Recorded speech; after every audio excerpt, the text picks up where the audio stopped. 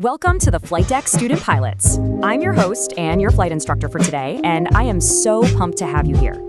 Look, we all dream about being up in the beautiful blue skies, right? But the absolute most critical part of your flight, it actually happens before your wheels ever leave the ground. Today, we are diving deep into Runway Incursion Avoidance. This is literally a matter of life and death, guys. But don't worry, by the end of this explainer, you're going to be an absolute master of safe ground operations. So buckle up, grab your notebooks, and let's get started. Here is our flight plan for today. We've got 6 key phases: foundations and stakes, terms and airport lines, pre-flight and taxi, takeoff and landing, special operations, and we'll wrap it up with aircraft lighting. All right, let's jump straight into section 1, foundations and stakes. Are you ready to look at the core risks? So what exactly is a runway incursion? Simply put, it's any aircraft, vehicle, or even a person wandering into the runway or movement area without air traffic control clearance. I want you to think of it kind of like driving your car on a busy highway. You absolutely need to know exactly where to stop and when it's safe to go. Break this rule on an active airfield, there's no sugarcoating it, that can lead to a catastrophic accident. Now listen to this, because this is a massive reality check. Over half of all runway incursions are caused by general aviation pilots. Not the controllers, but us, the pilots. Why is that happening? Usually it's just poor sign knowledge, missing a radio call, or letting ourselves get distracted while we're taxiing. It all boils down to losing your situational awareness. Pay close attention today, because we are going to make sure you never become part of that statistic. Moving right along to section 2, terms and airport signs. Time to build that aviation vocabulary. First up, we need to talk about the hotspot. The name itself kind of screams danger, right? A hotspot is basically a complex or really confusing intersection that actually has a history of, or a high potential for, runway incursions. Take Deer Valley Airport, for example. Areas B5 and B9, classic hotspots. Before you even turn your engine on, you need to check the airport facility directory for these areas. When you taxi through them, your head needs to be on an absolute swivel. Okay, grab your pens right now. Write this down. Memorizing these signs is absolutely mandatory. I'm serious. Reading these is honestly more critical for your survival than physically flying the plane. Pay special attention to the red signs with the white text. Those are your hold short signs. Unless ATC explicitly clears you, do not ever cross that line. Black backgrounds with yellow text tell you where you currently are, and yellow backgrounds with black text tell you where to go.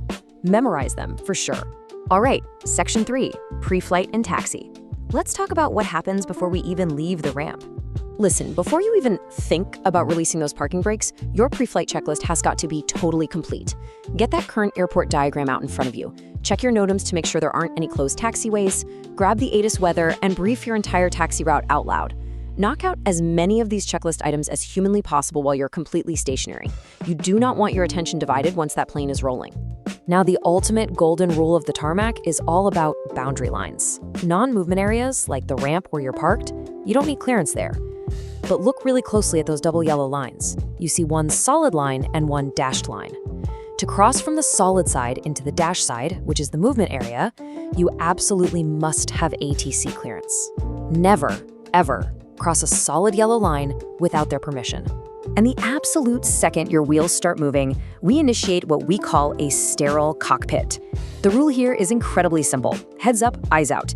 That means absolutely zero non-flight related chatter, no eating a snack, and absolutely no cell phones. Honestly, even trying to program your GPS while you're taxiing is a deadly distraction. Your eyes belong outside the aircraft 100% of the time.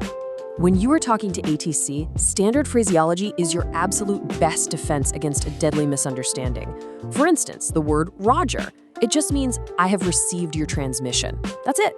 You never use it to answer a yes or no question. You've got to use precise standard language every single time you key that mic. So, here is your chronological flow for communication. Step 1, think before you key the mic. Know exactly who you are, where you are, and what you want. Step 2, write down complex instructions the second you hear them. Step 3, read those instructions back to the controller, especially hold short clearances. And hey, if you ever get disoriented out there, just request a progressive taxi. It is not embarrassing at all. It's literally how you stay alive. Okay, another massive note-taking cue. Get your pens ready and put 3 big stars next to this in your notebook. When ATC fires off a really rapid instruction like taxi to 9R via Bravo, Echo, Juliet, hold short 4L at Echo, you need to use shorthand. You'd write it exactly like this: 9 right, B, E, J, slash 4 left, E.